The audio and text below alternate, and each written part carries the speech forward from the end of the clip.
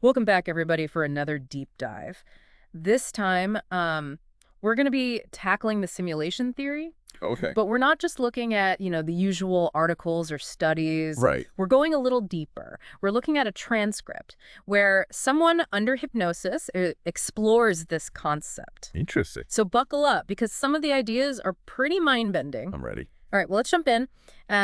This transcript, Yeah. right away, it kind of throws us in the deep end Okay. by suggesting not only are we in a simulation, but it's a dynamic program. Yeah. It's constantly evolving based on like our collective actions and thoughts. So it's not like some static program. Right. It's like a giant feedback loop, Huh. almost like we're all, Yeah. beta testing this thing. Yeah. I mean, that's certainly a unique source material. What struck me right away was the idea that this potential simulation isn't static, like you said. Mm-hmm.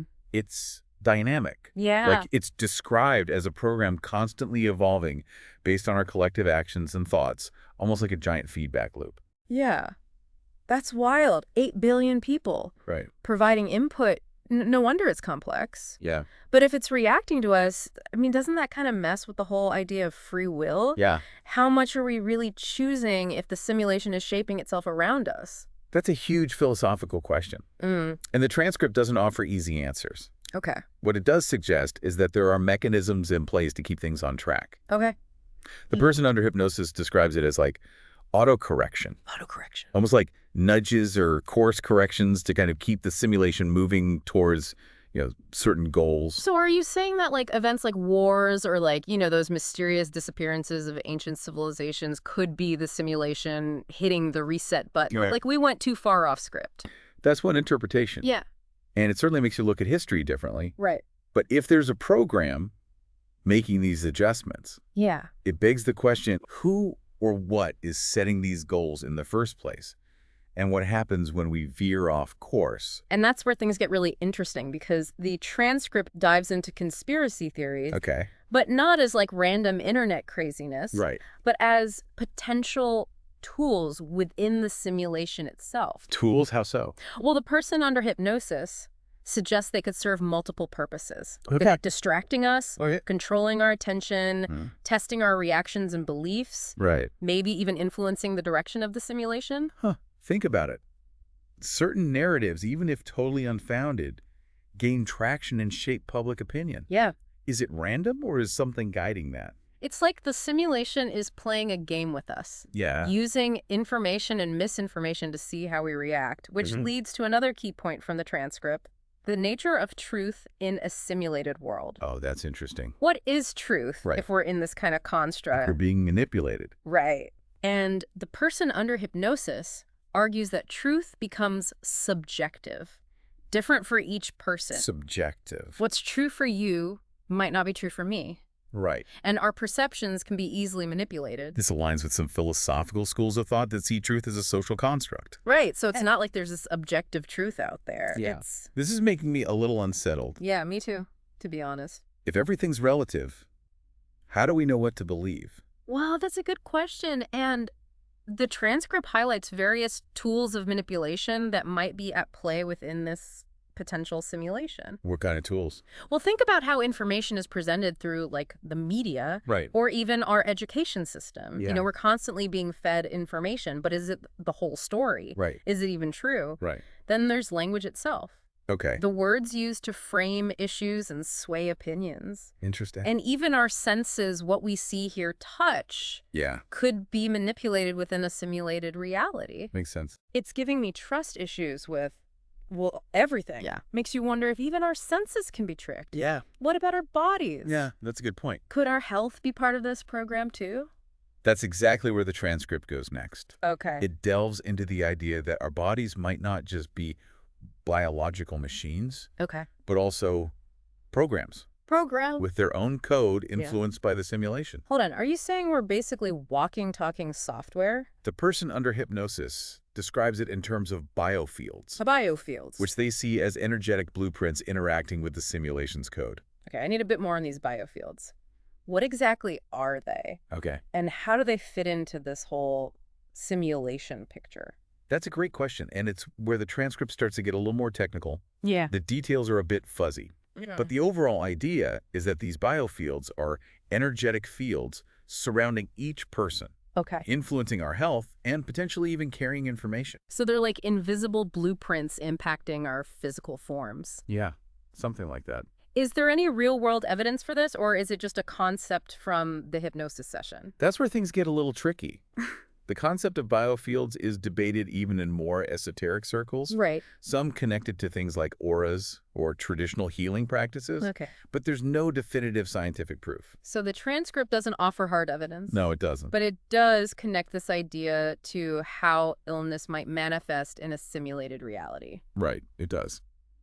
Okay, I'm intrigued, but also a little skeptical. Yeah. Let's break down this connection between biofields and illness. How could being in a simulation impact our health? This is where the transcript starts to blend the technical with the psychological. Okay. The person under hypnosis suggests that illness might not just be a physical phenomenon, Okay. but a manifestation of our beliefs, Beliefs. fears, Fears. Okay. and potentially even energetic imbalances Mm. within our biofield. So are you saying that our minds could literally be making us sick?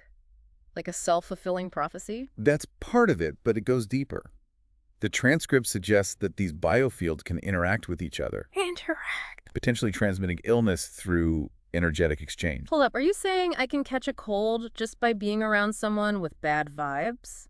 Well, I thought we were past blaming illnesses on bad energy. it's not about blame. It's about acknowledging the potential for subtle influences on our well-being. Okay. Think about it. Have you ever felt drained after spending time with someone negative, Yeah. or felt a sense of calm around someone radiating positivity? Okay, yeah, I've definitely experienced that. But is that biofields or just basic human emotions impacting our mood? What? How do we separate the woo-woo from what's actually happening here? That's the million-dollar question, and Yeah. the transcript doesn't offer a simple answer. It's more about exploring the possibilities, Right. even if they seem far-fetched. The idea is that within a simulated reality, the rules of cause and effect might be more complex than we currently understand. So we're diving headfirst into the unknown. Yeah. Questioning everything we thought we knew about reality, truth, and even our own bodies. It's a lot to process. It is. But before we go too far down this rabbit hole, Yeah. I think it's time to take a step back and try to make sense of what we've learned so far. That's a good idea. Yeah. We've covered a lot of ground, and it's important to pause and reflect on the implications of these ideas, even if we don't fully buy into the simulation theory. Hmm. What stands out to you so far? Right. What resonates and what leaves you skeptical? Honestly, I'm fascinated by the idea of biofields. Even if the science is shaky, it makes you wonder about the unseen forces that might be shaping our lives. But I'm also wary of falling into the trap of attributing everything to the simulation. Right. There's got to be a balance between acknowledging the possibility of these larger forces at play and taking responsibility for our own choices and actions. That's a crucial point. The transcript doesn't suggest that we're powerless puppets in this potential simulation. Okay. It actually emphasizes our ability to influence the program through our thoughts, beliefs, and actions. Remember, it describes the simulation as constantly adapting and responding to the collective will of its participants. So it's not a one-way street. No, We're not just passengers along for the ride. precisely. The transcript uses the analogy of a video game, Okay. where we have the freedom to make choices and explore different paths. Right. Even though the game itself has certain rules and limitations, we're not just playing the game, we're co-creating it. Okay, that makes you feel a little more empowered. It's not about determinism versus free will, but rather a more complex interplay between the two. Exactly. We have choices, but those choices exist within a framework that we may not fully understand. And that brings us back to the role of conspiracy theories. Remember, the transcript suggests that these theories might be intentional tools within the simulation designed to test our reactions, manipulate our perceptions, and potentially even guide the direction of the program itself. So even our most outlandish ideas, even those that seem completely unfounded, could be playing a role in shaping the reality we experience. It's a mind-boggling concept. It is. And the transcript points to specific examples of how this manipulation might occur.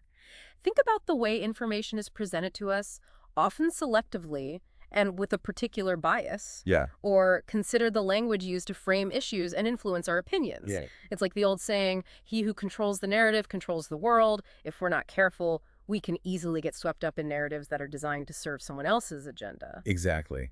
And the transcript highlights the role of language as a powerful tool of manipulation within this potential simulation. Words have the power to shape our thoughts, beliefs, and even our perceptions of reality.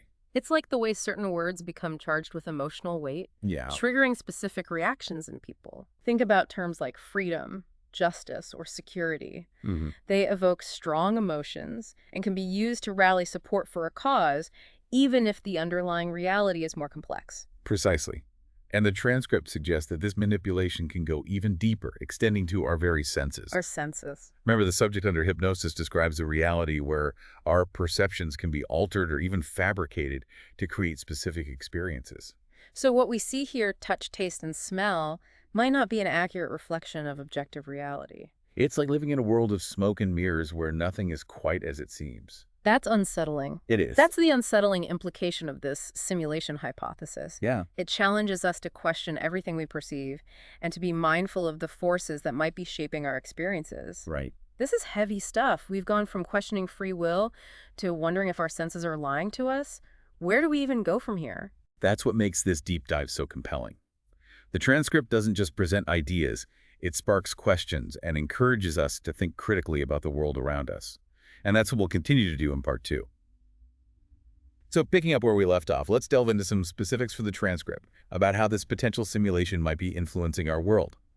The person under hypnosis mentions conflicts and wars, suggesting many have been delayed, redirected, or even prevented by the simulations program. Like some kind of cosmic chess game, with these unseen forces manipulating events to achieve specific outcomes.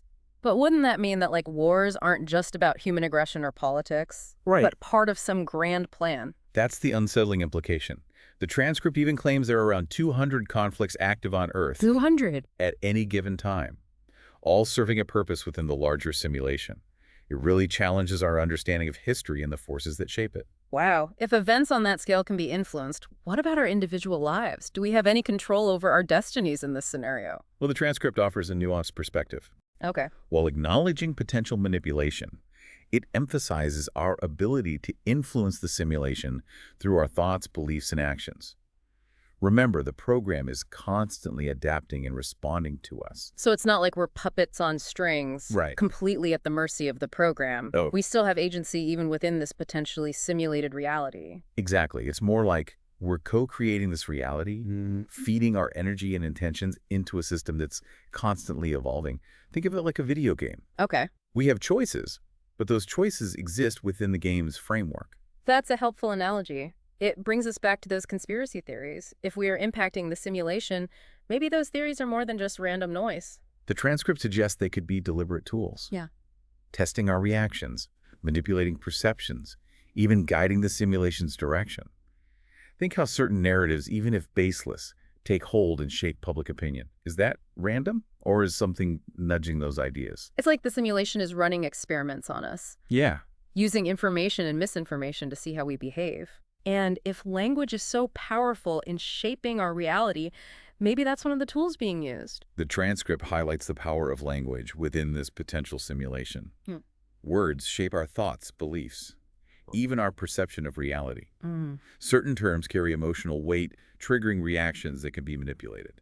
Like, think about words like freedom, Yes. justice, or security. They evoke strong emotions and can be used to rally support for a cause, even if the full picture is more complex. It's like the old saying, he who controls the narrative controls the world. Exactly. If we're not careful, we can easily get swept up in narratives that are designed to serve someone else's agenda. Exactly. The transcript even suggests the manipulation can go deeper, affecting our senses. Our sense. What we see here, touch, taste, smell. Yeah. It might not be an accurate reflection of reality within the simulation. So we could be living in a world of illusions with our senses feeding us a fabricated version of reality. That's a bit terrifying, to be honest. It challenges us to question everything we perceive and to be mindful of the forces that might be shaping our experience. If we can't even trust our senses, how do we discern truth from falsehood in this potential simulation? It feels like we're up against an invisible enemy playing a game where we don't know the rules. How can we possibly navigate that? The transcript emphasizes self-awareness and critical thinking as crucial tools.